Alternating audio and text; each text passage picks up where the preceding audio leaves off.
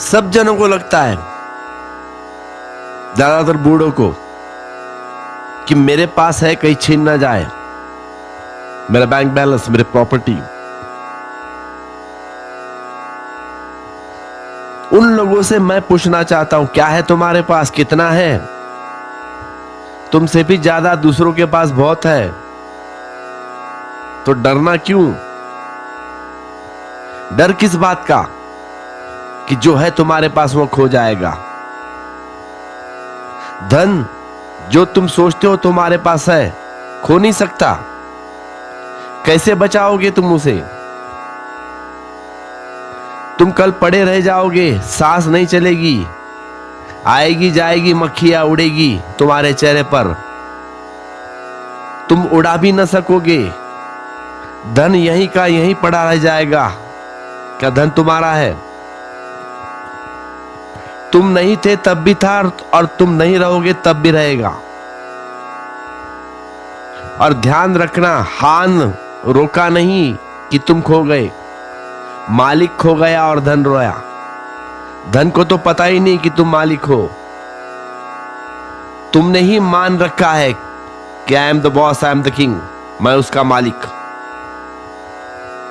तुम्हारी मान्यता ऐसी है जैसे मैंने सुना है, एक हाथी एक छोटे से नदी के गल पर से गुजरता है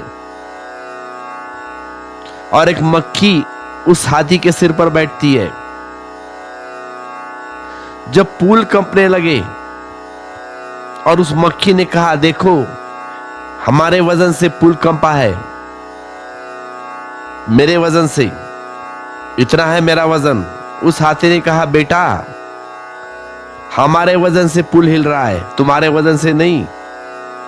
हाथी ने सहा कि मुझे अब तक पता ही नहीं था कि तू मेरे ऊपर बैठी है। कहते हैं छिपकलियां, उनको कभी निमंत्रण मिल जाए, मिल ही जाता है कि उनकी जात बिरादरी में, कि मैं तो जाति नहीं, वे कहते हैं महल गिर जाएगा, संभाले हुए है।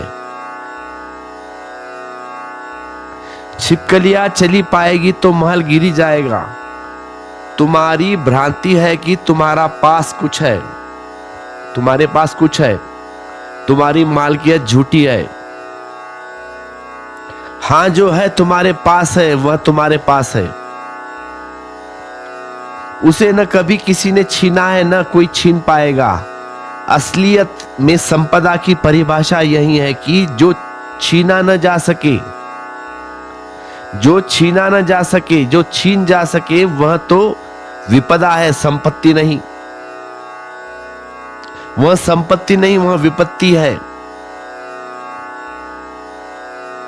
तो दो डोर है। आदमी जिनसे कंपता रहता है कि मेरा छीन जाएगा, स्वभावतः तुमने जो तुम्हारा नहीं है उसको मान लिया मेरा, इसीलिए भय है, वह छीनेगा। इतना बड़ा बादशाह सिकंदर भी रोक नहीं पाया, नेपोलियन भी रोक न पाएगा, कोई भी न रोक न पाएगा, वह छीनेगा ही छीनेगा। वह तुम्हारा कभी था ही नहीं, तुमने नाहक ही अपना दावा कर दिया था, तुम्हारा दावा झूठा है, इसीलिए तुम भयभीत हो रहे हो। और जो तुम्हारा है वह कभी छीनेगा नहीं, लेकिन उसकी तरफ तुम्हारी नजर नहीं है। जो अपना नहीं है उसको मानकर तुम बैठे हो, और जो अपना है उसे त्याग कर बैठे हो तुम। संसार का यही अर्थ है, संपदा का त्याग और विपदा का भोग। संसार का यही अर्थ है, जो अपना नहीं है उसकी घोषणा कि मेरा है, और जो अपना है उसका विस्मरण। जिसको स्वयं का स्मरण आ गया हो वह निर्भय हो जाता है, निर्भय नहीं अभय हो जाता है, वह भय से मुक्त हो जाता है। जो तुम्हारा नहीं उसने ही तो तुम्हें भिखारी बना दिया है। मांग रहे हो हाथ फैला के, और कितनी भिक्षा मिलती, और कितनी भिक्षा चाहिए तब मन भर जाए। मन तो भरता ही नहीं कभी, ये सिलसिला चलता ही रहेगा। गाना है ना, ये सिलसिला चलता ही रहेगा।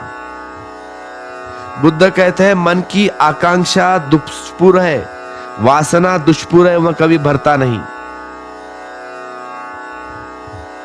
एक छोटी सी कहानी कहता हूं। एक सम्राट के द्वार पर भिखारी खड़ा था।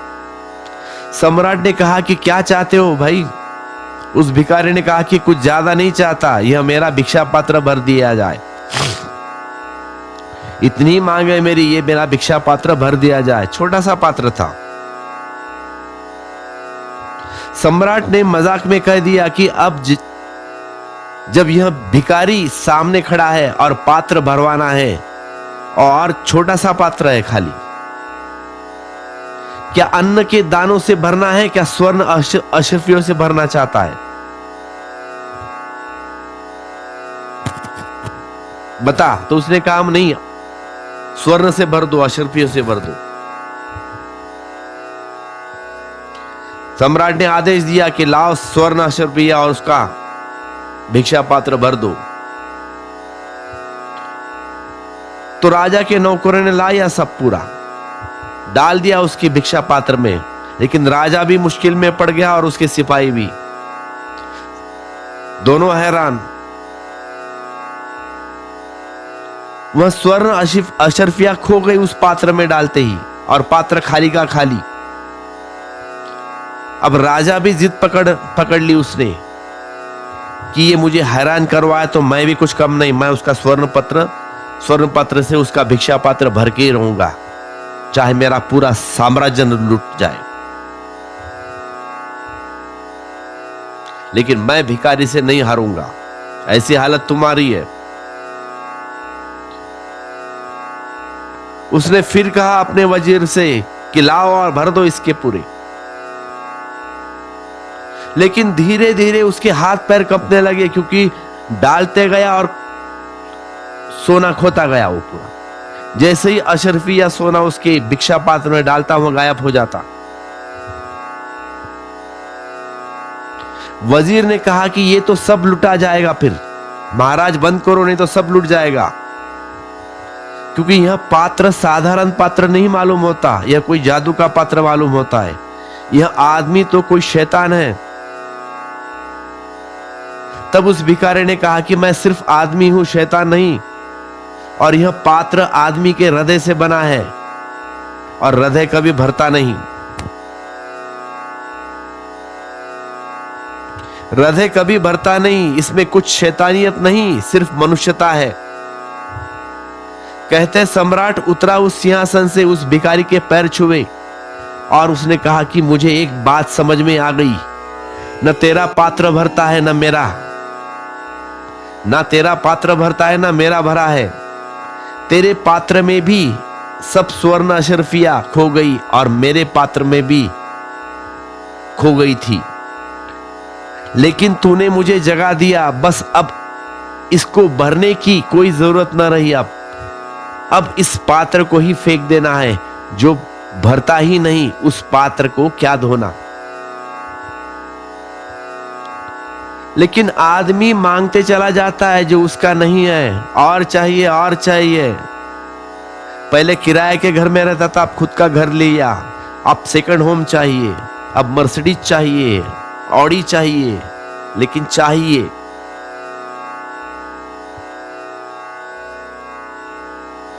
और चाहे कितनी ही बेइज्जती से भी मिले, बेशर्मी से मिले, मांगता ही चला जाता है।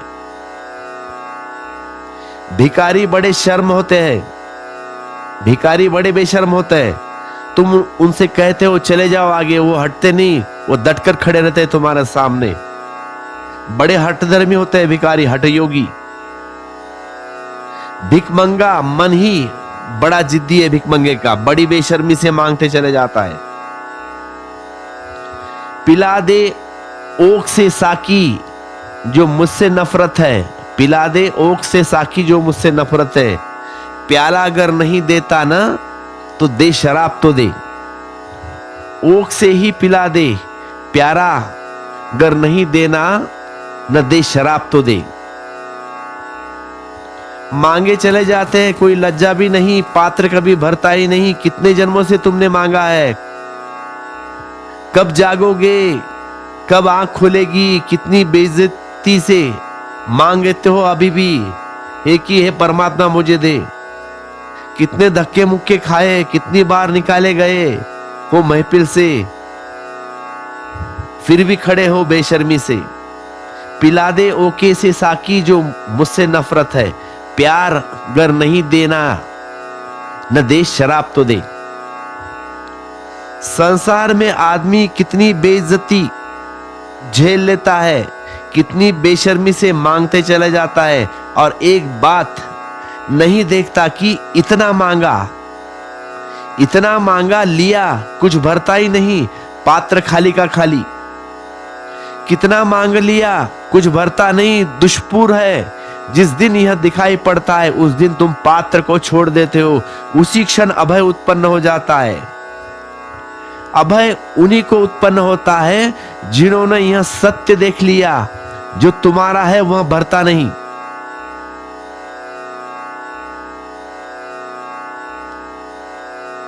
जो तुम्हारा है वह तुम्हारा है, मांगने की जरूरत नहीं, तुम उसके मालिक हो। और जो तुम्हारा नहीं है, कितना ही मांगो, कितना ही इकट्ठा कर लो, तुम मालिक उसके हो न पाओगे जिसके तुम मालिक हो। परमात्मा ने तुम्हें उसका मालिक बनाया है, और जिसके तुम मालिक नहीं हो उसका तुम्हें मालिक बनाया नहीं। इस व्यवस्था में तुम कोई हेर फेर न कर पाओगे, यह व्यवस्था शाश्वत है। ऐसो धम्मो सनातनो। और जिसके जीवन में अभय आ गया, बुद्ध कहते हैं उसके जीवन में सब आ गया, वह परमात्मा स्वयं हो गया। जहां अभय आ गया वहां उठती है प्रार्थना, वहां उठता है परमात्मा। लेकिन उसकी बुद्ध बात नहीं करते, वह बात करने की ही नहीं है, वह बात चुपचाप समझ लेने की है, वह आंख से आंख डाल देने की है, वह इशारे इशारे में समझ लेने की है।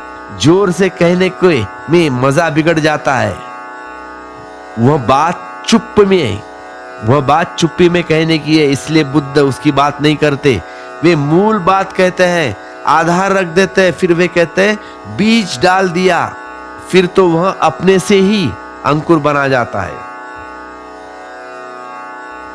इस शरीर को घड़े के समान अनित्य जान, इस चित्त को नगर के समान दृढ़ ठहरा। प्रज्ञारूपी हथियार से मार से युद्ध कर, जीत के लाभ की रक्षा कर, और उसी में आसक्त न हो। इस शरीर को घड़े के समान अनित्य जान। शरीर घड़ा है,